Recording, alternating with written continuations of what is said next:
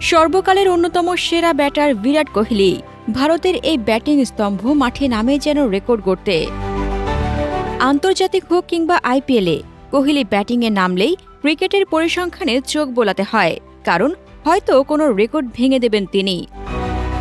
গতকাল আইপিএলে খেলতে নেমেও এক রেকর্ড গড়েছেন ৩৪ বছর বয়সী এই ক্রিকেটার। আইপিএলে এটি কোহলির ১৮তম আসর। শুরু থেকেই কেবল একটি দল রয়্যাল চ্যালেঞ্জার্স বেঙ্গালুরুর হয়ে খেলেছেন এই ব্যাটার। গতকাল দিল্লির বিপক্ষে কোহলি ১৪ বলে করেছেন ২২ রান। তার ব্যাট থেকে এসেছে ২টি ছক্কা ও ১ চার। সব মিলিয়ে আইপিএলে তার রাউন্ডারির সংখ্যা এখন ১০০১টি। ৭২১টি চারের বিপরীতে আছে ২৮০টি ছক্কা।